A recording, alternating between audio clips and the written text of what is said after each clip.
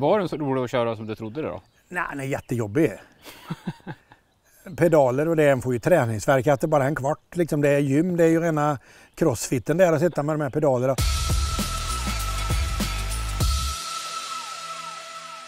I förra veckan så visade Per upp sina fantastiska traktorer och idag fortsätter vi med både traktorer och lite andra grejer. Har du en grävmaskin också? Ja, en lingrävmaskin, Landsverk L47 från 1958-59 någon gång.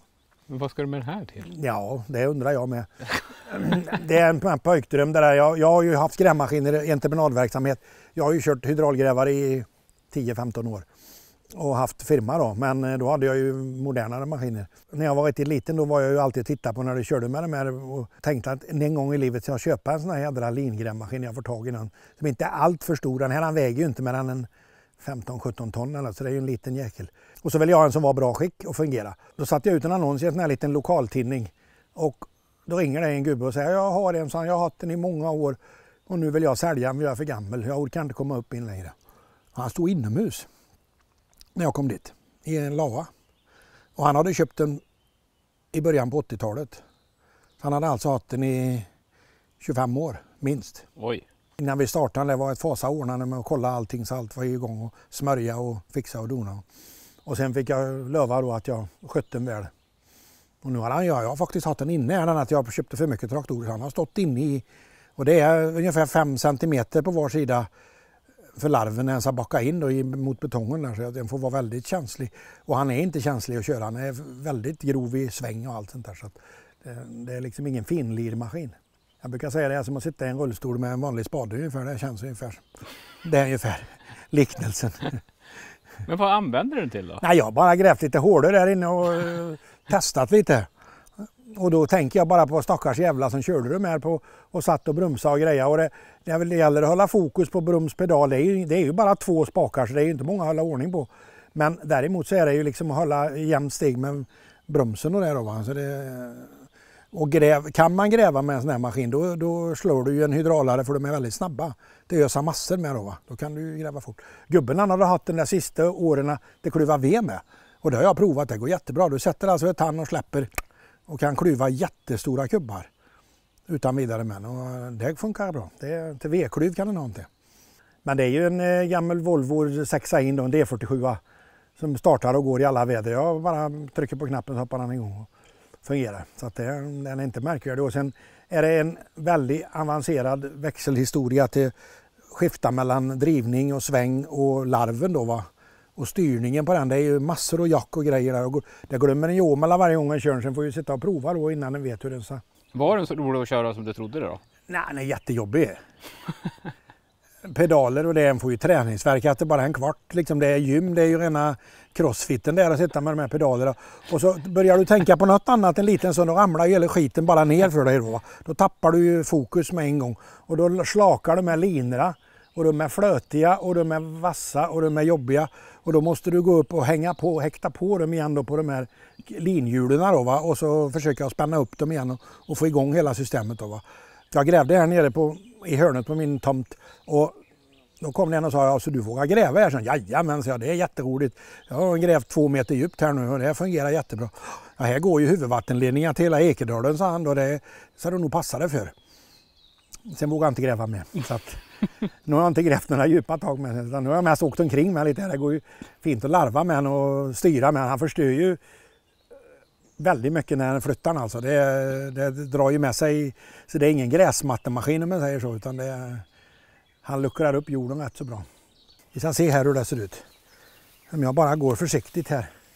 Här är det inte så mycket brännärtor som det var på andra sidan. Oj, oj, oj.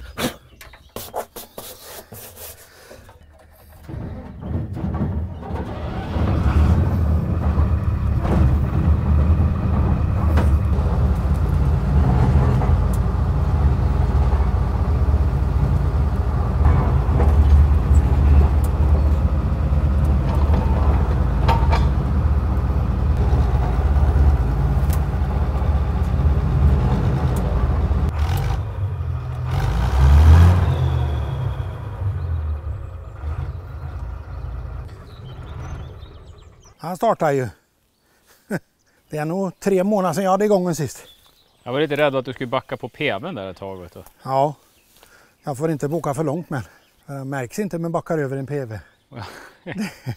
När han har stått så här länge nu så vågar jag inte släppa ut. Det är ju hydrauliska kolvar till spakarna på lingrävsystemet där då. Eller det är ju olja i rum och det brukar bli luft när det har stått ett tag. Så jag var tvungen att lufta dem nu innan de börjar gräva med den igen. Det går inte bara att köra. Men det här med dreven och där, du vet, det är ett jädra att ställa ifrån. Den får ju varje gång så larvar och det finns 3 olika lägen. Det ena är att köra rakt fram. Nästa är att du frikopplar en larv och så driver han på en larv och svänger han ju sakta då åt ett håll. Och nästa steg är att du låser en larv då och så bara kör med en då. Då svänger han ju kraftigt då och det är då han river sönder gräsmattorna.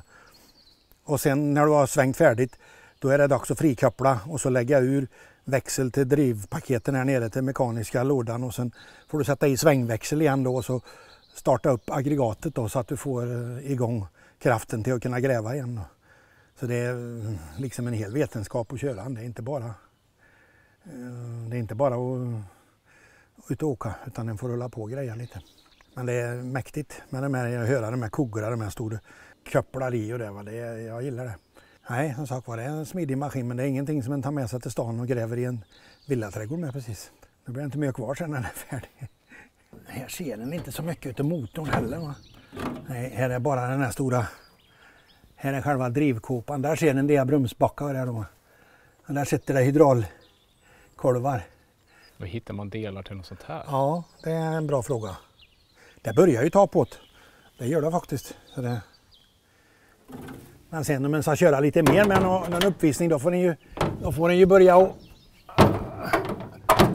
smörja allting väldigt noga. Det är ju tusentals med smörknipplar på den överallt. Och oljenivåer i olika kedjor och grejer.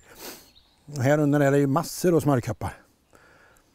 Och så är det oljebad i hela den här underväxellådan då. Men jag fick ju med instruktionsbok och servicehandbok och allting så jag har ju allting precis vad som behövs.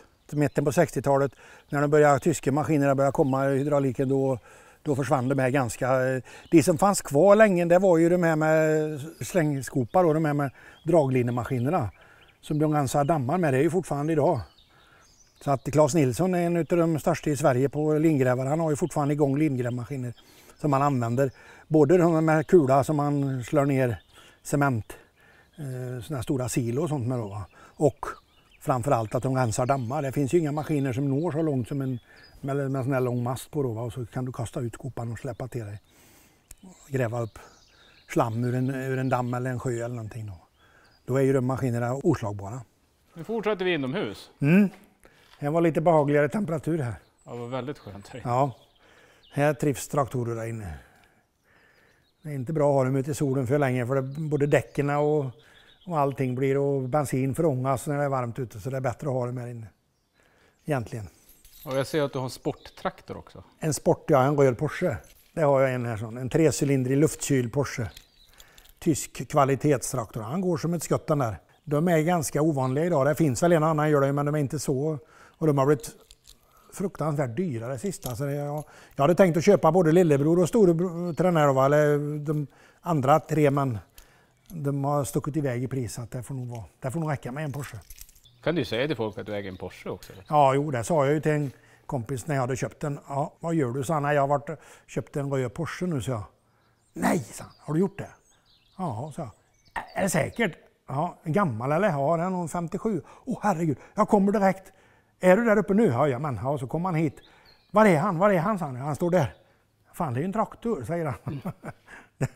Det var inte riktigt vad han hade tänkt sig. En röd Porsche, det hade han drömt om, men inte en sån här. Men det är rätt lustigt att det finns. Porsche Diesel Super heter han 133. Det är 3 cylindrar då. Föregångaren heter ju Allgaier, det var ju... Och sen köpte Porsche in sig på något vis där så. Men de går ganska hårt i motorn, det är rätt så högt ljud i dem med att de är luftkylda då. Det är ju ingen vatten som begränsar motorvolymen. De skramlar ju rätt bra.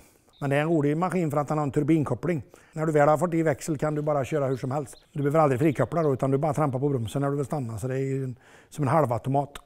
Du kan lägga i högsta växel och dra iväg bara. Och så är det kraftuttag i fram på något. Det är inte så många traktorer som har. Det är också en udda grej så att man kan ta ut kraft i fram om man vill driva någonting. Det fanns ju sådana maskiner som gick på fram, slåttermaskiner och sånt där som man kunde köra då. Porsche hade ju ganska mycket egna redskap med till de här traktorerna. Så de som var föregångare de var ju tegelstensfärgade, de var ju nästan orange och sen när Porsche tog över så blev de röda då. Här har vi en äkta Munktals. Tankhjuletraktor, tillverkad i Eskilstuna 1938. Såld till godsägare Werner Pettersson, Bolstad Lillebyn i Dalsland 1940. Så det här är alltså under kriget och man hade svårt att få tag i material. För traktorn var tillverkad men den levererades av Skövde lantmän 1940. Han hade den här traktorn ända in på 80-talet och då var det auktion på gården och traktorn såldes till en samlare nere i Bjärnum. De startade traktorn 88 och så hade han byggt ett nytt garage och ställt in den där och sen när han gick bort så var det sonen som sålde den här traktorn till mig för 10 år sedan eller kanske ungefär. Och då hade han inte varit igång på hela tiden mellan 88 till jag köpte den då. 2010 eller något köpte jag den. Vi tog hem den och fyllde luft i tanken och värmde den och han startade direkt. Och går som en klocka. Fungerar precis perfekt. Han har inte rört någonting den här. Och allting fungerar. Tryckluftsstarten och alla grejer, option som finns då. Läderremmen är fortfarande till som håller veven på plats när man har vevat igång den. Så att den här är helt underbar. Och handkoppling är det ju då. Sen kommer ju då BM2 efter den här. I stort sett samma traktor fast då hade den fotkoppling. Traditionell fotkoppling och till och med att det fanns fotbroms på en del utav dem då. Den här har ingen broms men en handbroms. Elektriska systemet består av ett batteri. En lampa som ljuser bakåt, en lampa som ljuser framåt när man ska plöja. Han drar en tvåskärig plog. För det här sitter det originalhjul på. Sen 1947. För jag har även järnhjul till den här då som ingår. Under kriget så var det ju järnhjul som gällde. Och sen efter kriget så kom gummihjulen. Så de här sattes på efter kriget då. Här inne. Den här.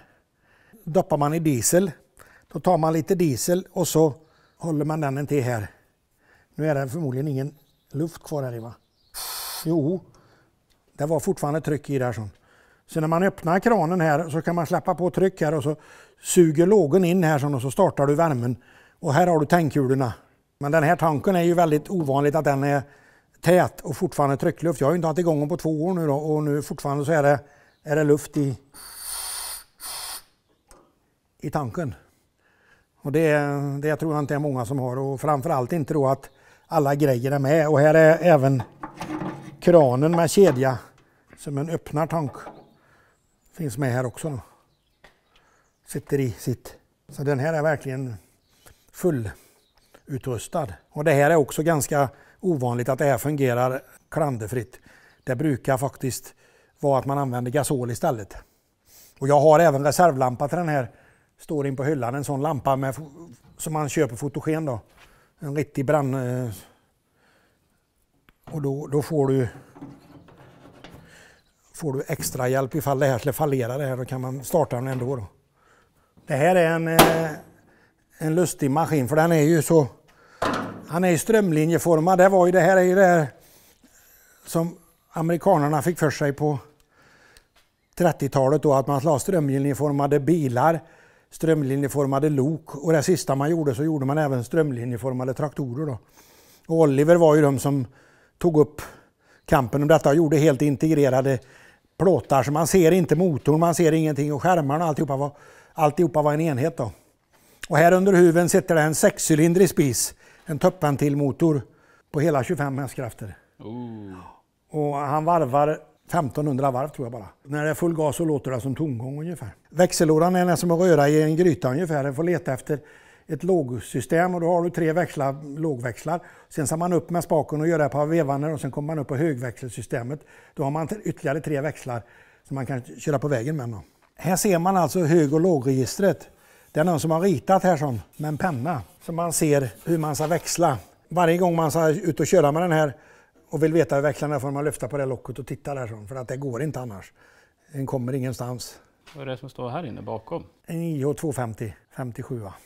En 4-cylindrig diesel. Han har haft en lastare där, för han har grodögonen där uppe på taket där. De ska flyttas ner de lamporna. Jag plockade den lastaren för jag tyckte den var för modern så att jag tog den helt och hållet på.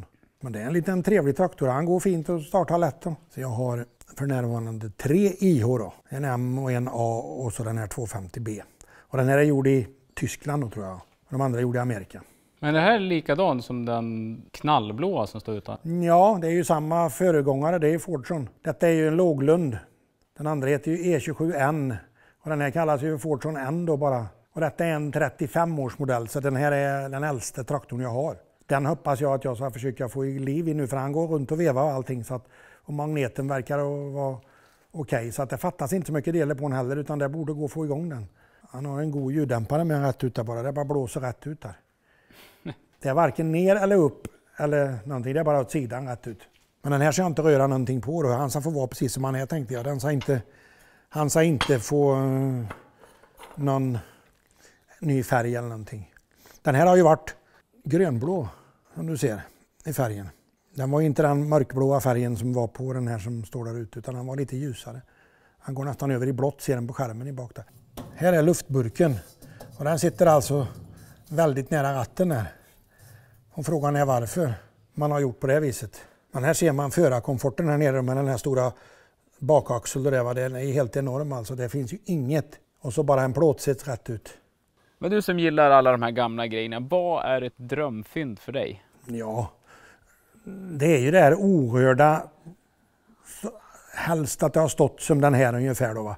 Att de har stått inne i LA länge så att det hänger hästselar och hönorna har värpt i sitsen det ligger halm kvar och sådär, va. Det är det som är det där tiden har stannat på 50-60-talet någon gång. Det gillar jag. Då går jag igång ordentligt alltså. Och så man kan dokumentera vad som har hänt och vem som har köpt den och hela historien med också. Man får få med allt det på en gång. Det är det jag gillar mest. Om det finns lite udda lösningar, det kan vara att man har byggt om själv eller gjort någonting för att förbättra eller ibland försämra då, va. Bönderna funderar hur ska jag göra för att få det här till att gå bättre och sådär. Det finns, och när det är virat ståltråd istället för att de har svetsat någonting så är det virat. Jag har ju fått ibland med styrstag där kullederna trillat ur och så har man virat ståltråd runt. Och jag har haft några med däckerna där de har plockat av däckerna och istället för att sätta i en ny slang så har de fyllt hela innerdäcket med gamla säckar och lindat tråd och kört med. Och det är skithäftigt alltså när det finns sådana lösningar. Ofta är det ju ekonomiska skäl kanske att man inte har råd helt enkelt. För en traktor var ju en väldigt dyr investering på 50-60-talet. Det var ju mycket pengar. Så det 7-8 tusen låg ju de flesta traktorer på. Uppemot 10 då kanske. Hur det var vi än går här så är det traktorer. Det är traktorer överallt. Ja. Hade jag haft fler hus hade det varit ännu fler traktorer. Men nu är husen slut där. Men det hjälper inte för jag har ju traktorer bakom husen med i för sig. Då, så det. Ja, tyvärr hinner vi inte mer. Du har så sjukt mycket grejer. Så vi fortsätter någon gång framöver här. Så släpper jag ett 3:e avsnitt lite längre fram. Absolut. Hej på det. Hej då. Ha det gött.